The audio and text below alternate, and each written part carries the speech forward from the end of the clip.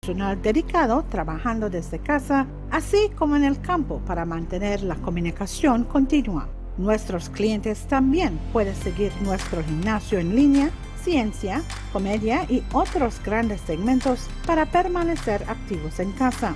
Smart también ha patrocinado la línea directa gratuita del Ministerio de Salud. Además, obsequio a todo el personal médico de primera línea un número de prepago con tiempo aire de $50 para mantenerse en contacto en estos tiempos. Tenga por seguro que estamos con usted y busca más promociones semanales en SMS, voz y datos. Sea Smart y manténgase a salvo.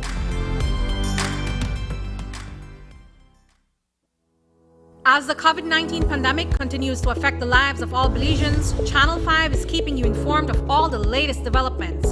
For an insightful look at the week's events across the country, tune in to Uncovering COVID-19, a Channel 5 special every Friday at 8 p.m.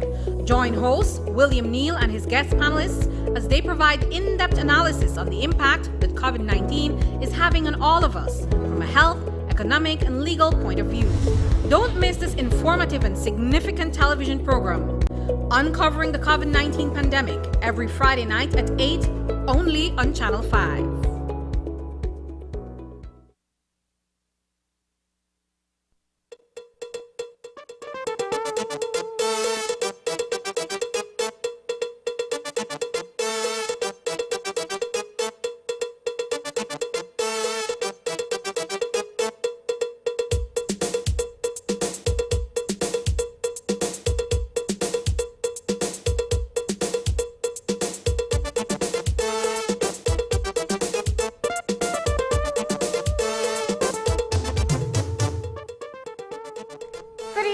Welcome to News 5 Live for Thursday, May 7th. I am Marlene Coyar. There is an impasse tonight between the Public Service Union and the government. The matter has been brewing for some weeks, but the union remains firmly rooted in its position not to waive or defer increments for its members without first sitting with Financial Secretary Joseph Waite to go over areas where the Ministry of Finance is realizing a shortfall. That collective view follows a meeting that was held by its executive on Wednesday night, ahead of responding to a letter from the FinSec. While public officers acknowledged that they too are not spared from the financial hardship being experienced across the country, they will not willingly give up or postpone a salary increase. In a letter written to the PSU on Wednesday, the Financial Secretary gave an ultimatum that if the union continues to reject government's proposal, the Prime Minister will have no other choice but to advise the Governor General to amend the public service regulations to alter their salaries. First Vice President Dean Flowers, in speaking with News 5, says that they are prepared to make the sacrifice.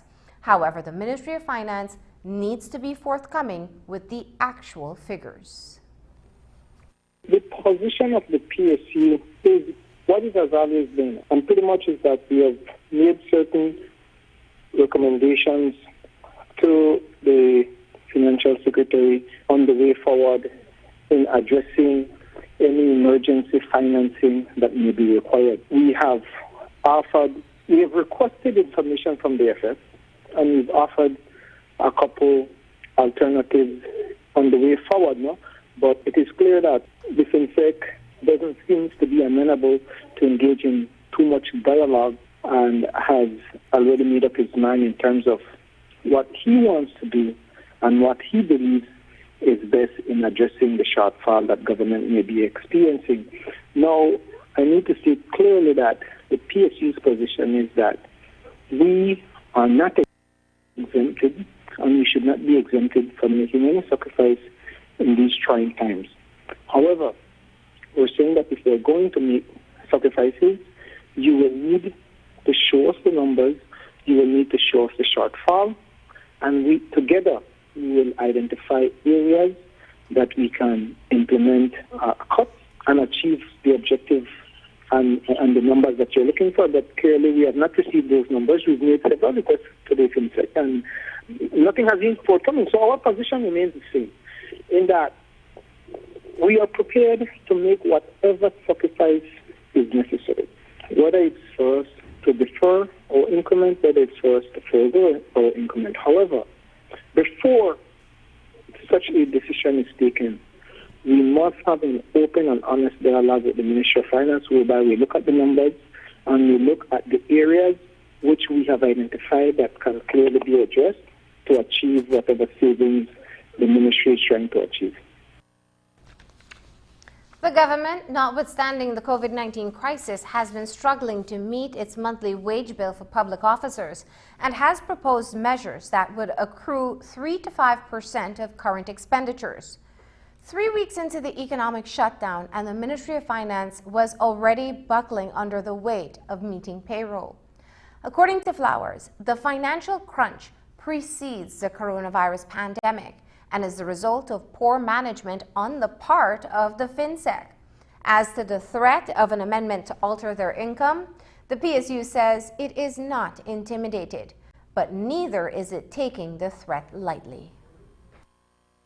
I don't know if I can say that we're fearful. We view the letter for what it is. It was a threat, and we take it very seriously, and we certainly do not take it lightly.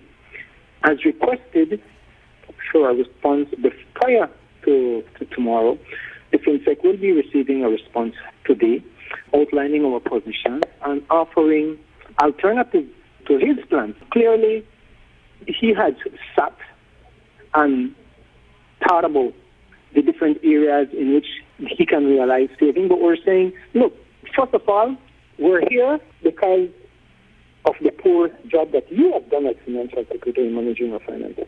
It's no secret that the government has been struggling on a monthly basis to meet its debt obligation, including the wage bill. COVID-19 is not the reason why the FinSec cannot meet its wage bill on time. And so, how can we then take the FinSec's recommendation as the magic one or the magic answer to solving this problem? First of all, FinSec is a part of the problem we're here, because you were charged with managing the finance of this country, and clearly you've done a poor job at that, which has us in this position. Whereby 3 weeks after COVID, 3 weeks, only 3 weeks after COVID, we've had difficulty in receiving our salaries on time. 5 weeks into COVID, it was almost a nightmare. So COVID is not the reason for the financial crisis that we're in. It's poor management, and so we will not be dictated to by the FinSec. And the Prime Minister has it within his authority to amend the regulation on the law as he sees it. And he can continue along that road in bullying the PSU, if I can use that term. But I want to make clear that the PSU will not sit idle by and watch him do that either. A legal battle, says Vice President Flowers, is imminent should the Prime Minister proceed to amend the public service regulations, since he does not have the authority under the existing laws to make individual decisions where that is concerned.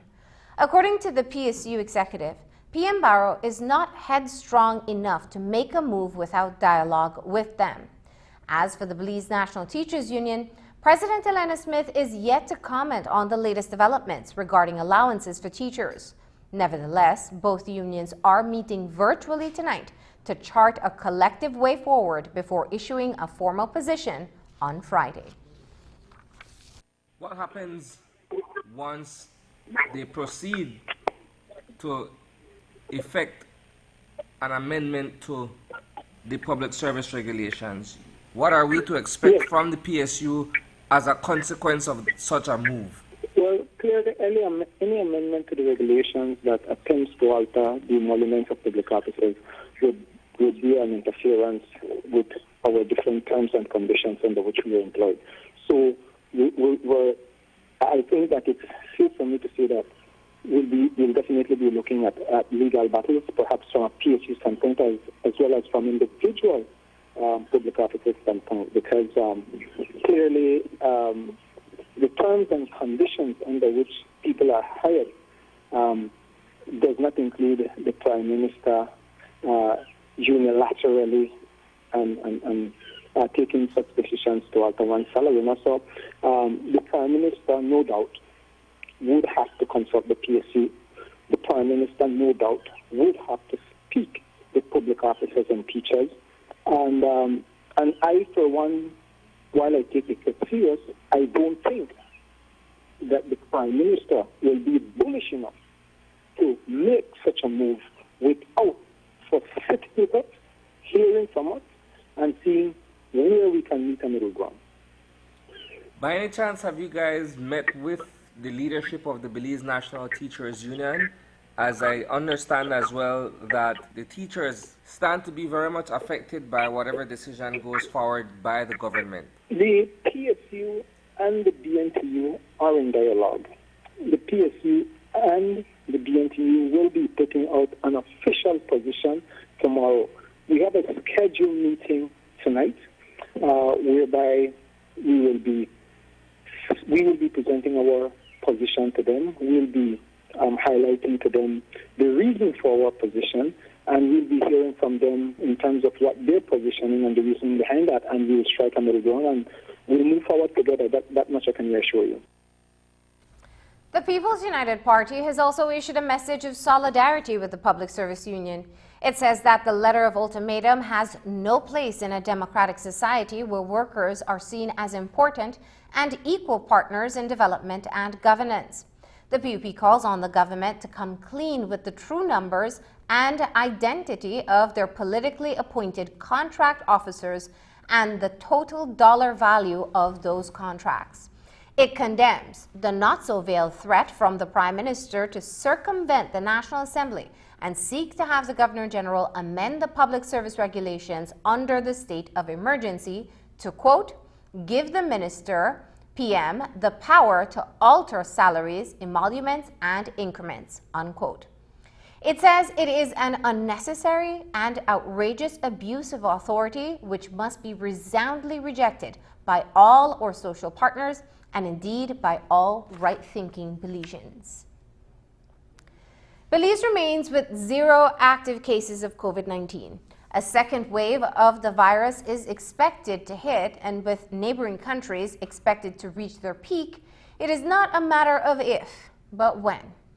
There is one very serious threat that puts the safety of the public at great risk, and that threat is posed by individuals who are entering the country illegally from countries where the virus is in high numbers and has not been contained. One person was arrested on Wednesday for entering the country illegally, and the Director of Health Services says that this is cause for great concern. Dr. Manzanero also shared that 2 Americans who had left Guatemala via the sea en route to the U.S. are in quarantine after their vessel experienced mechanical failure and they required assistance. In Belize right now, then it more than likely has to be an introduction through the border. Now, recall that it can also be an asymptomatic case coming through the border, so we cannot be taking anybody coming through the border very lightly. And so we can anticipate to have a couple of more waves before the end of the calendar year, yes. I wasn't aware of the one yesterday. I was aware of the ones on the weekend, and we had some in Placencia and some up north. The dock in Placencia was of 3 American nationals, 2 who had come off their boat because I think they had some mechanical problem, and so they had requested assistance. They are in quarantine at an area in Placencia. Those patients or persons were swabbed on Saturday. Those results are negative, but they're still going to complete their quarantine period. And that period is for 28 days as well? 21. 21 days, 2 American nationals. Yeah. Was there a third person? Yeah, the person came but was returned to the boat. Okay, they were out at sea as well, or they originated from a specific destination? They were en route going home, and they had some mechanical incident, and they asked for assistance from Belizean authorities. But do you know where they originated from? Guatemala, I believe. Dr. Manzanero also spoke of French nationals who were out at sea for the past month. Since they had not come in contact with anyone from the affected countries, they're not of interest to the Ministry of Health. I'm aware of a couple of French nationals who had apparently been off the coast of Belize for more than a month and then decided to come on land. That was informed to us earlier today, because what that routinely does is anybody you that is caught illegally, somebody from health has to go and do an initial assessment, make a determination whether you're going to do a swab or not. So we are routinely informed. I wasn't aware of that particular case from yesterday. In terms of those foreign nationals, how many of them are there? I was told that there are 2, but they were already checked and they had not been in contact with anybody for the last 28 days. So those would not really be cases, at least of a health interest. So they will have to go through the process of customs, police, or whatever it is that they are dealing with, not from a health standpoint. So they won't be in self-isolation or quarantine? If they were already 28 days off the coast, just sitting there virtually on a boat, then they don't, not for COVID-19 cases, they will not be an interest of us. Officially, by Sunday, Belize should recover from the first wave. This would mean that after 28 days, there have been no new confirmed cases of the novel coronavirus. Health officials, however, are expecting a second wave. In fact, Director of Health Services Dr. Marvin Manzanero says that several COVID-19 waves are expected by the end of the calendar year. The challenge would be identifying persons who are asymptomatic to the virus. There were symptomatic cases, we have simply just not been able to pick them up. And that's the reason why you give that 28 days, because you went back and reswabbed all those contacts that were initially negative. You reswabbed them to have 2 negatives after 14 days. And what that means is you also allow that had those persons been ill, had they infected somebody else, that 14-day cycle would have been met. And so even a second wave, if you will, from those last cases identified should have appeared by now. It would be very interesting if in point of fact you have all those are in point of fact asymptomatic, and we are simply just not finding symptomatic cases. So we would be able to say that we would have resolved a first wave this time around. Random testing across the country for COVID-19 continues. The Ministry of Health says that it has expanded screening as tracing contacts has ceased. A total of 1,159 tests were administered. 1,131 resulted negative. Up to 3 o'clock this afternoon, 33 persons are under investigation and recent tests are negative. According to the Director of Health Services, persons under investigation include those who are being randomly tested. The reason why you see a jump is because some random testing has started. So the lab doesn't process those as, the lab just gets samples then of people who have been swabbed. And the lab plugs in the data, and the data is picked up by the system as an infographic, and that's how it's presented for general public. So anybody, all those samples that are going to be tested are the ones that are now routinely going to appear as persons under investigation. And I must say that that infographic is exclusive brainchild of the people at the epidemiology unit who are the ones behind that data. I think we need to really clarify and stress that. As far as we know, PPEs and tests are available in country, but the last order of ventilators has not arrived. There's much more news after the break, so stay tuned.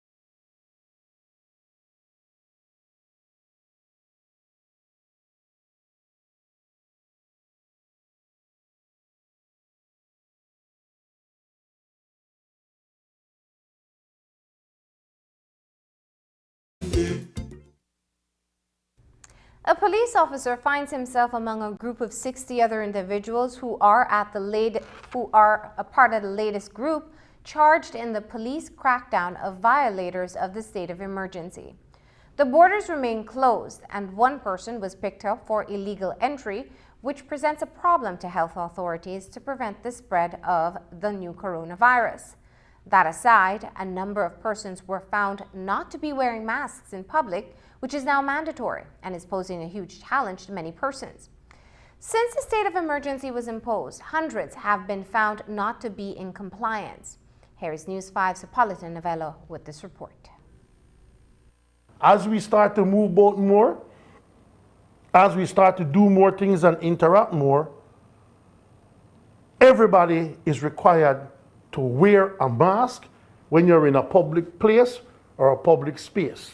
But it seems that at least 26 persons did not get the memo. Police officers, along with members of the public, make up the 61 individuals who were arrested on Wednesday for breaching the SOE regulations. 15 persons were caught in public during the curfew hours. Even though new laws are in place to make it even more relaxed, the curfew is still in place. Come 8 o'clock tonight, everything shuts down until 5 in the morning. Nothing changes that. Curfew for children still in place. 14 persons were unable to provide a reasonable explanation or proof to the arresting officer as to why they were outside their home. 2 persons were arrested for failure to comply with social distancing rules. Attorney Adjo Matura is representing 3 persons who are similarly charged, but on a different occasion. They're making the charges without being able to substantiate it with evidence. For example, the biggest example is that if I'm going to charge you as a police officer, if I'm going to say, Hippolito, you were hanging out with Marlene, and at the time you were not keeping social distancing of 6 feet. It's my word against your word. How do we know it wasn't 6 feet? The police failed to be walking around with a measuring stick and put it between the two parties and say, see, it did not meet 6 feet. And recording a statement there and then, or taking a picture, whatever, they don't have the evidence. You can't just say if you weren't 6 feet apart. Who determines what 6 feet apart if not measured? 6 feet is a concise number. It's a concise figure. It's concise evidence. So that is definitely one of the biggest shortcomings I'm seeing with the police. But one would say that you can tell when two persons are not 6 feet apart from each other. Yeah, but in the court of law, it's not what you think. It's evidence that counts. 6 feet is 6 feet. The AG has failed us miserably in preparing those regulations. Let me tell you why. The regulations in some areas are not clear. And then as he goes along, he gives it his own interpretation. Then the commissioner gives it his own interpretation, and then the public stays confused. Whether it is confusion, ignorance, or a decision not to follow the law, one thing is for sure. Frontline workers are under stress, and healthcare workers are getting overwhelmed. I can tell you that healthcare workers can get frustrated because of that. You are now seeing neighboring Mexico, for example, is reporting the frustration that healthcare workers are seeing because the key prevention messages are not going anywhere. And unless we start taking the measures in place, we are not going to be able to go back to doing simple activities. I don't know if it's frustration. As I said, I think it's going to be a difficult word to describe it. I can tell you I have one headache less now that you have 16 recovered cases. But yeah, when you're out on the street, you realize people are, buying beer, socializing, no mask, people who are still smoking, all these measures that you wish would not exist. I think that can easily spell trouble if we're not careful. 3 persons also failed to provide a reasonable explanation as to why they were crossing district boundaries. But the most serious offense is the one committed by one person on Wednesday, and that is entering Belize illegally. The borders are still closed. You cannot enter or exit the country as per normal, and if you do so illegally, you will go to jail for 3 months in the first instance and a year for the second instance. You can't even pay a fine if you breach the border rules. The borders are still closed. But persons are still coming into the country, and that's a cause for concern, especially since we have no active cases. and relaxed regulations allow people to move about more. And with more movements, the potential of a COVID-19 spread in the second wave is more likely to occur. Reporting for News 5, Hipólito Novello. The police department is at the front lines of enforcing the state of emergency, but ensuring compliance with the regulations has opened up opportunity for abuse. There is the well-known case of a mentally challenged woman coerced into having sex and videoed by officers. In San Pedro, separate videos circulated showing officers hitting two persons. Tonight, there is another case involving a police officer. Here is Hipólito Novello with this report. On Monday, Commissioner of Police Chester Williams said this. We have seen a drastic reduction in the amount of abuse complaints, and I am only hoping that it continues to go down. Maybe the commissioner spoke too soon because days later people are coming forward to complain about the Belize Police Department and its officers. In Orange Rock, the family of 21-year-old Edmund Bull believes that the police officers used excessive force when he shot Bull to the left leg on Wednesday. I shot my liver. No reason he cannot court every time. I go to hospital now, man. Edmund Bull. Edmund Bull, me put the hurt me, big man. What I shot you? Big man. But why you not shot her? Me go to hospital, big man, me put the hurt me, man. Stop. Big man, baby, they shoot me. I don't think it happened. But that hurt me, I can't walk, bring some big man. No tell me nothing. Bull had just exited Orange Rock Courthouse when he was informed by an officer that he was going to be arrested. A reason was not given to Bull and he ran. The officer was not able to catch up to him, but another officer who was reporting to work noticed Bull running and fired a shot. He can go and get the leaf paper. And when he may come out, I may say he may come out first, and then one police come out back at him. And then he may done to go across the road, and then the police tell her that it's like Edmund Bull come here, like, we are lock up you, like, and he tell her why, and the police never tell her. He never tell her why you lock up her, and he said no man, they not lock up me for nothing, and he crossed the road, and the police chase her back, and he run. And when we made it right there, and then the police may start chasing, but he never like him around fast. Continue what no shut over no reason. Every time gonna court all the time come. Another person I just because but another person no direct. Big man heal somebody, man, big man. Baby no want to play, baby. They have a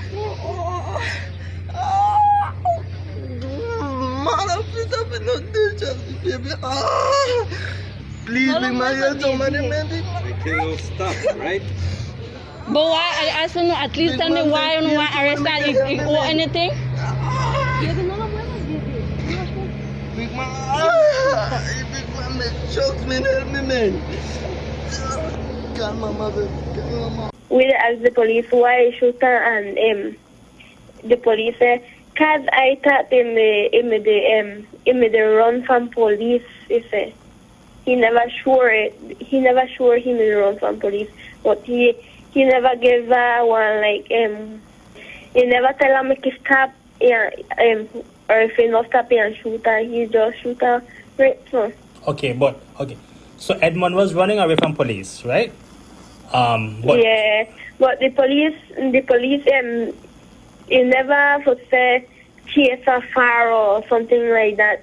It just like kind of run, and then how he may say that Edmund may run fast, and he may can chase her, he stop and he come back where we may there. Okay, and then the other police officer just shoot her? Yeah. Oh.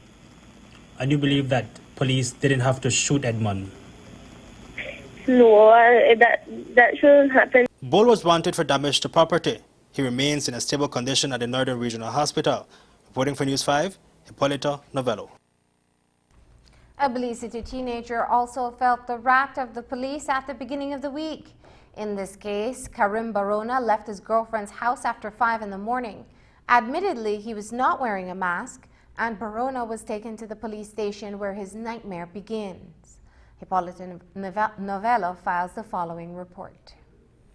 18-year-old Karim Barona says that Belize City police officers unfairly arrested him on Monday morning. He says that he was mistreated and verbally abused by officers, including this one. Play me, brother.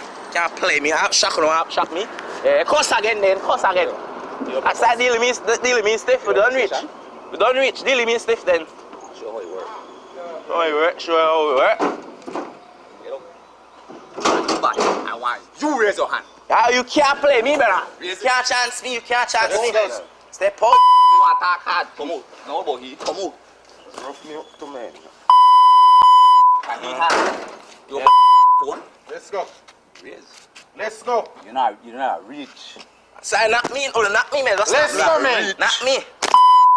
Why you can't play my property, brother? What you want to do? You can't deal with me, so. Barona was picked up after 5 o'clock on Monday morning. He was on New Road, leaving his girlfriend's home en route to home when he was stopped and searched. His reason to be out on the streets was not reasonable for the arresting officers. He was arrested for not having a face mask on. He asked me for a search. He asked me where to do out there. So I tell him, just go for my girl house for. I look for go home, got beard now. I don't lamp up. Then I got my shirt on my left shoulder. And asked me that, they tell me that that's not a good reason for the outside of curfew hours. And what did you tell them? I tell them, I just go for my girl house, I need to go beard. Very sense. So you were arrested? Arrested and charged for curfew.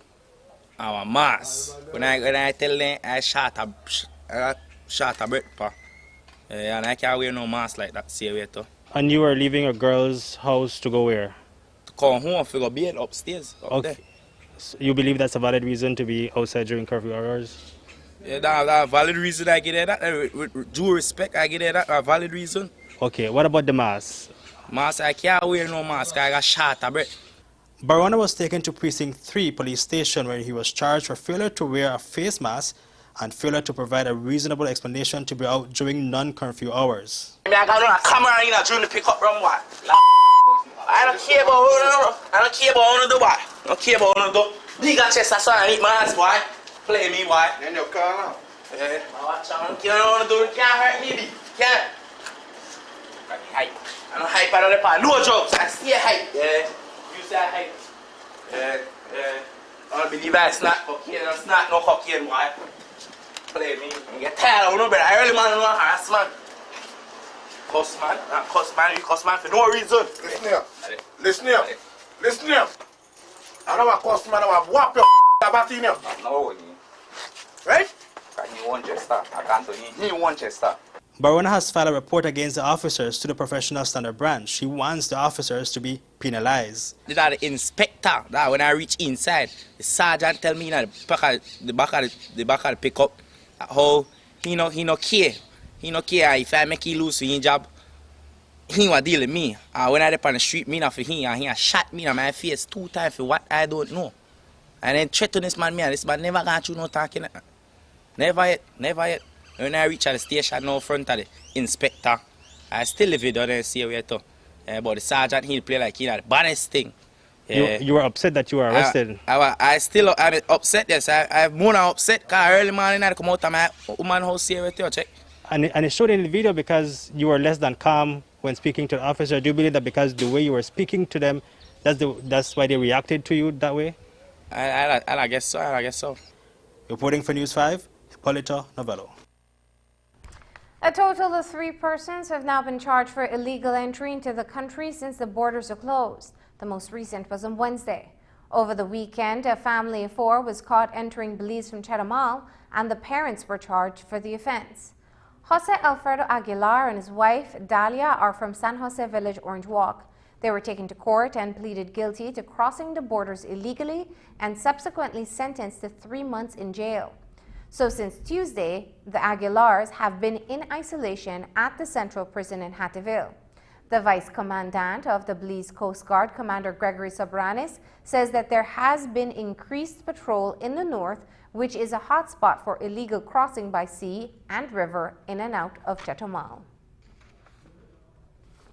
Coast Guard remains vigilant in enforcing the security of our maritime borders. The Commandant has issued a directive for us to have an increased vigilance at our northern maritime borders, As you may have witnessed this week or have seen this week, where we've had a few people who are illegally crossing our northern border.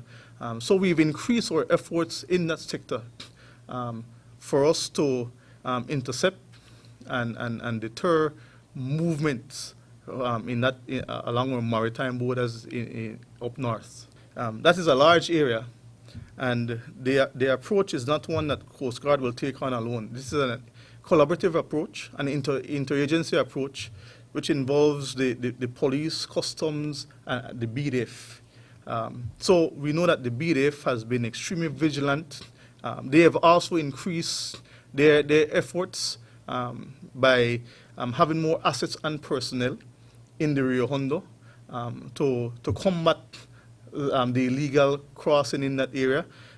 As I mentioned before, the Coast Guard has increased our number of assets and personnel in that Sardinia, Shunush, Copperbank area. That entire Corozal Bay area of operation for us, we have an increased presence there in order to combat those illegal crossings. After the break, celebrating Mother's Day in a time of COVID-19. During stressful times, what children need most is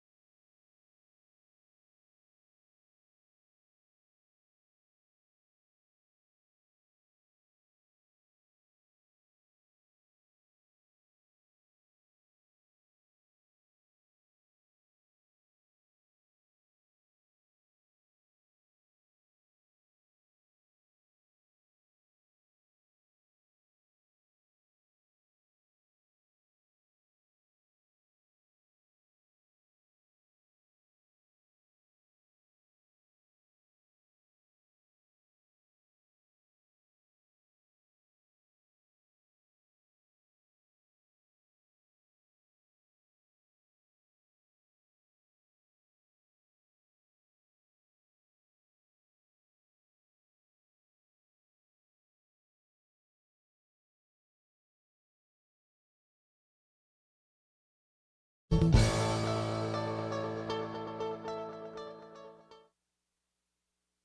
Mother's Day will be different for families across the country.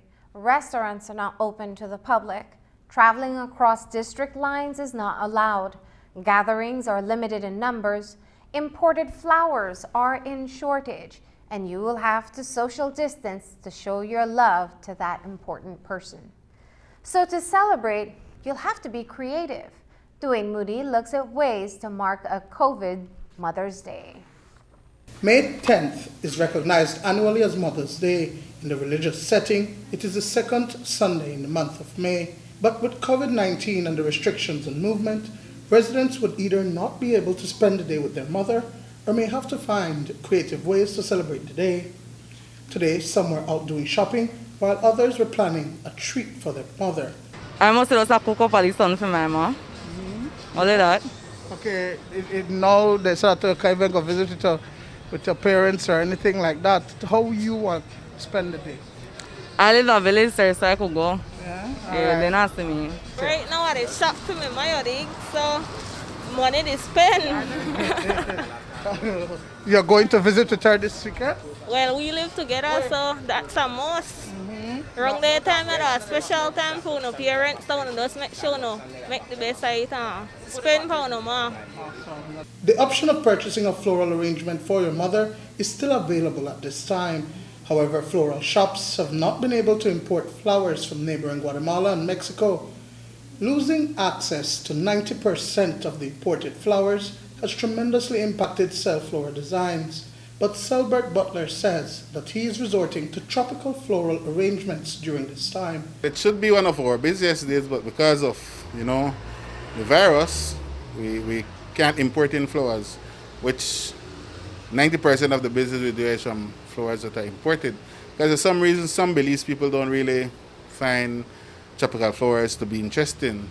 But this year, that's all we have, and so we're trying to do something to give to some people who wish to have them still. So that's what we're working on. Electronic devices are an accessory and are perfect for practicing social distancing while still being able to connect visually with your loved one. Smart Belize has deals on phones and even Fire Sticks for your mother. Ending of March, we celebrated our 15th anniversary and had a number of devices on promotion. Well, we have extended that and done some tweaking here and there. And we do have a sale that's ongoing for Mother's Day. And it ties in very well with the circumstance that we are facing right now, where we're at home. Most people are still at home. Some are at work but have relatives at home.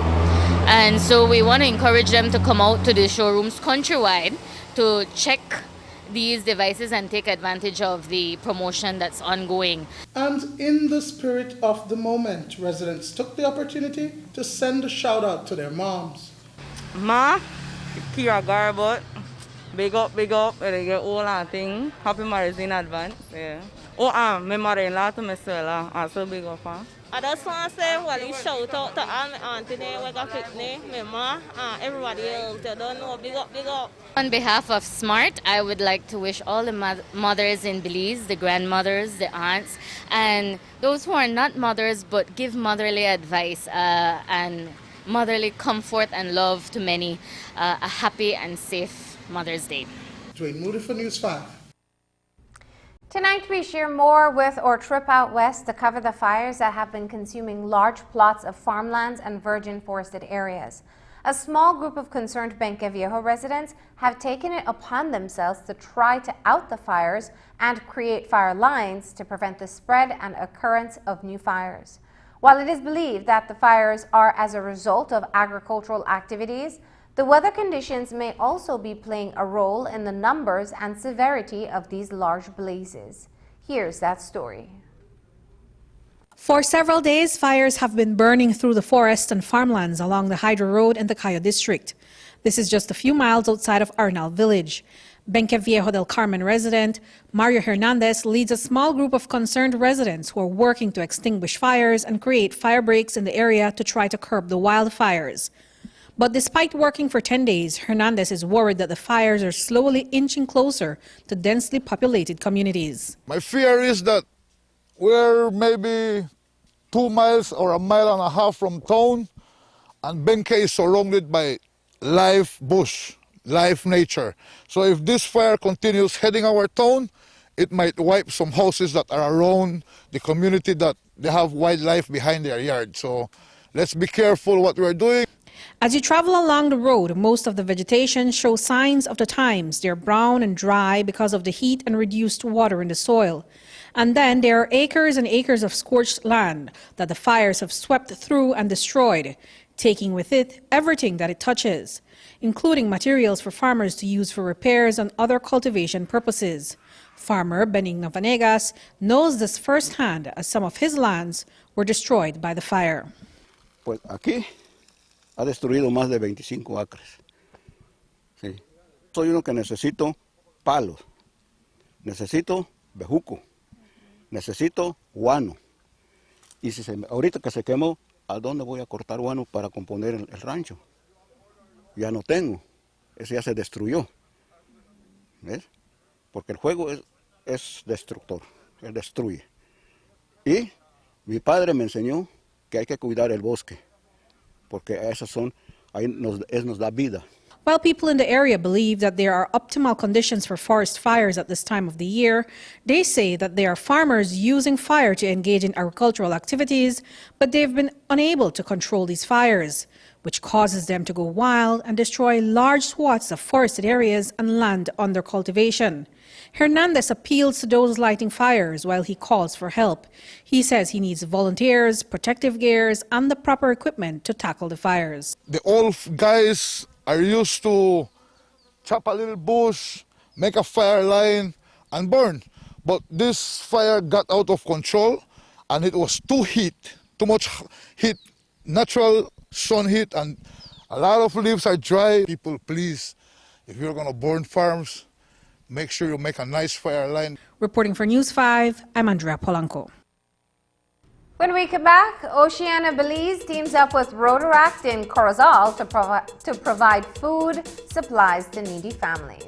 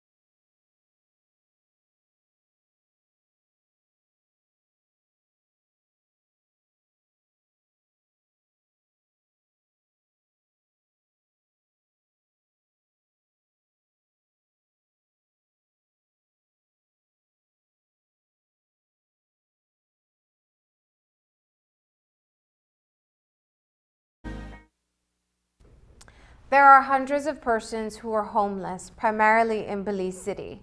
At the start of the COVID crisis, they were transported to the MCC grounds in Belize City to keep them safe. The MCC was retrofitted with beds and basic supplies, and the new residents at the facility are being provided with meals. The Belize City Council, along with several agencies, including the Welcome Resource Center, the Department of Human Services, the Belize Red Cross, and others, have chipped in to keep these persons off the street and safe because they would have been left exposed to the elements during the COVID-19 crisis.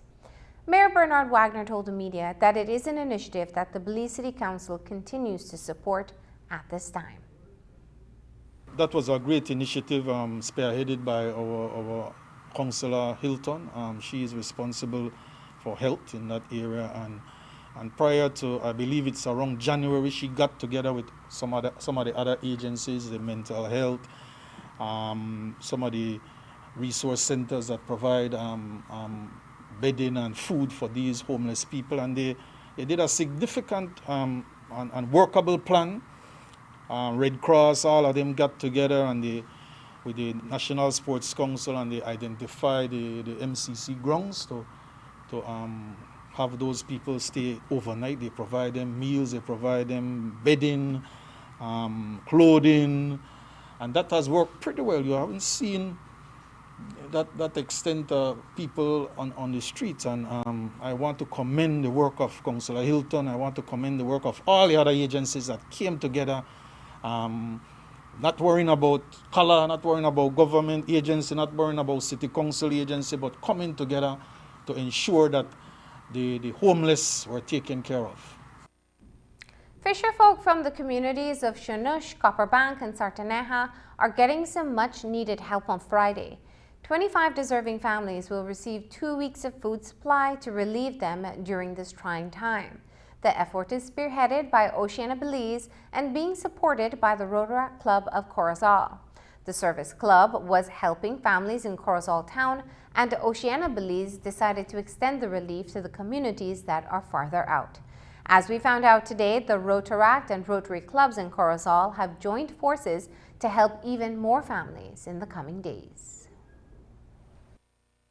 The collaboration that we have with Oceana right now is to help the fishing communities here in Corozal, to help families that were affected by COVID, especially in those areas since it's kind of hard for them to be out doing their work. So we will be helping them with groceries for the next 2 weeks. Approximately how many families will benefit? About 25 families are going to benefit from this aid. The system that we're using is a coupon system. Since it's kind of hard for us to get to those areas, we have decided to use virtual coupons with the assistance of the stores. And these families can go to the store and purchase the amount that's listed on the coupon. They can get anything once it's not alcohol, which includes rice, beans, any canned goods. They're actually working with more food programs, and they're joining up with Rotary to do an even bigger food program. So, and in this food program, we will no longer work with the coupons. We're actually going to go to the store and buy the product. Because at first, the reason that they did the coupons was so it's contactless, so that the spread of corona is less. But now that the country has improved and so on, we're able to go to the stores and work, work with the community more closely, Have you guys seen a big need from families there for this kind of help? Definitely. People have been writing us on Facebook. People have been texting us. It's been a little bit even overwhelming because, we expect from, because right now we're not fundraising, so we're solely waiting on donations. If you want to contribute to the Rotaract and Rotary clubs in Corozal, you can send them a message on Facebook. Coming up after the break, Healthy Living looks at the etiquette for wearing masks.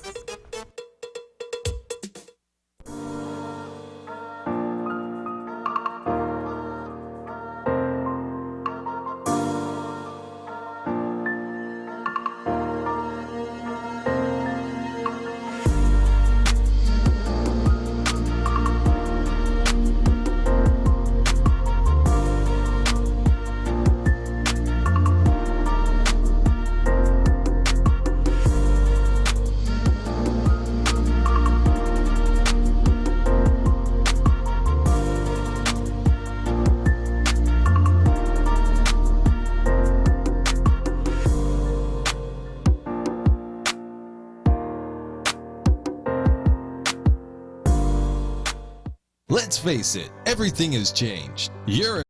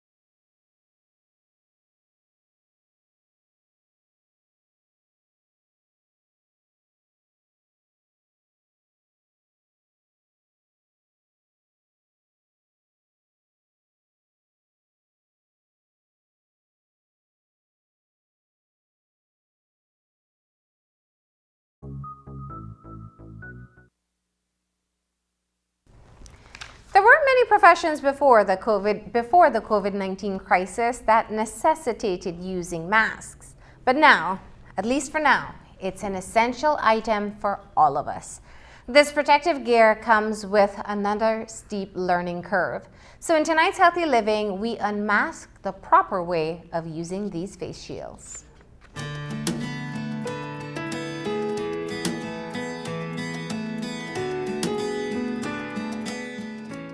Since the 1st of May, it is mandatory for all Belizeans who leave their home to use some form of face covering.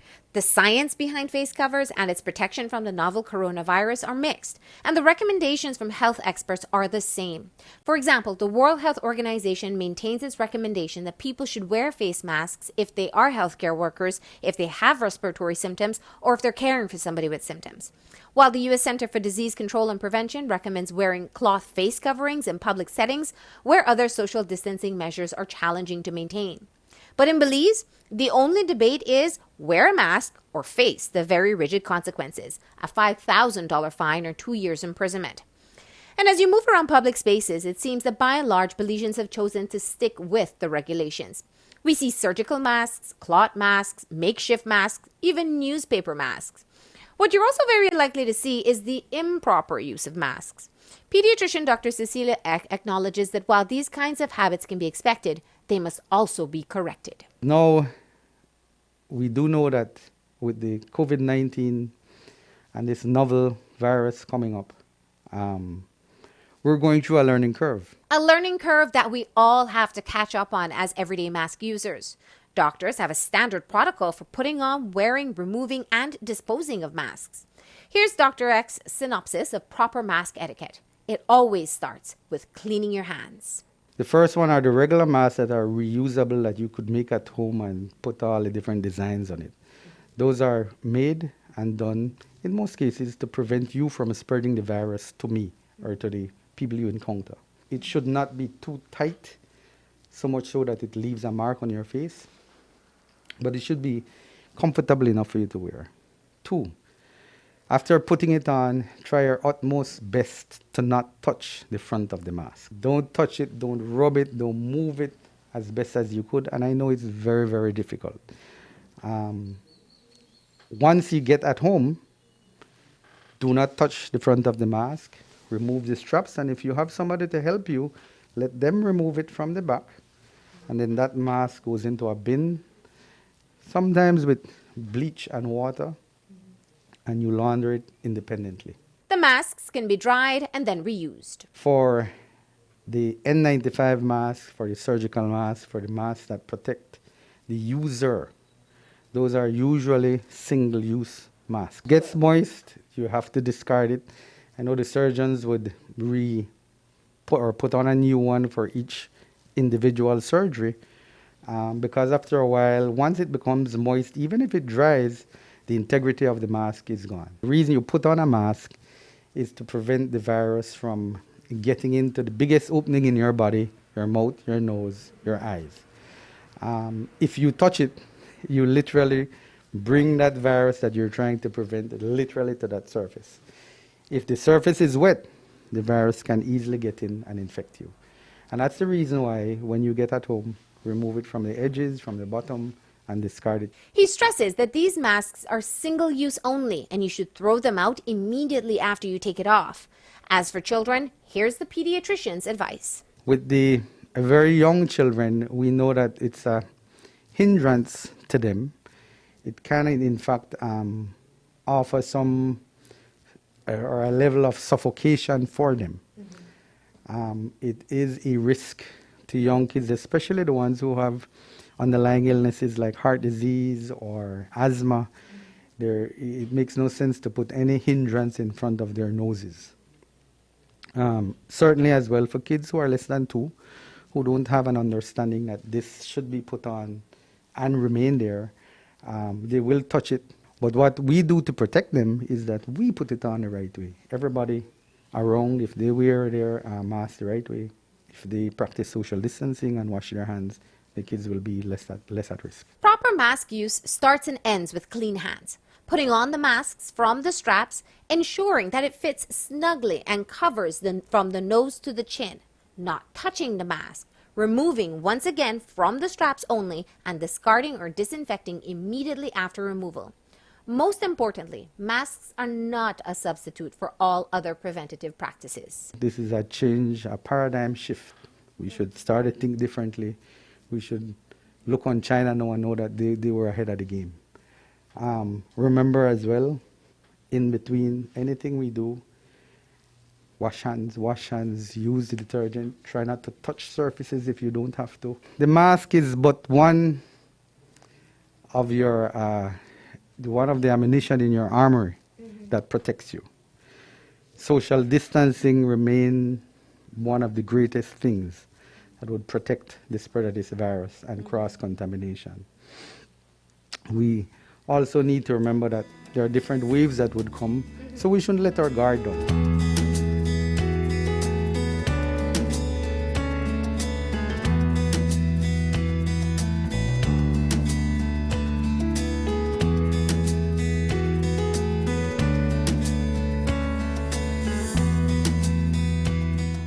And that's the news. Don't forget that tonight's broadcast is available in both text and streaming video at channel5belize.com.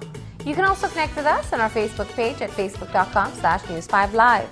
I'm Marlene Cuellar. Thanks for joining us, and from all of us here at News 5, please remember to wash your hands, keep your social distance, stay home, and stay safe.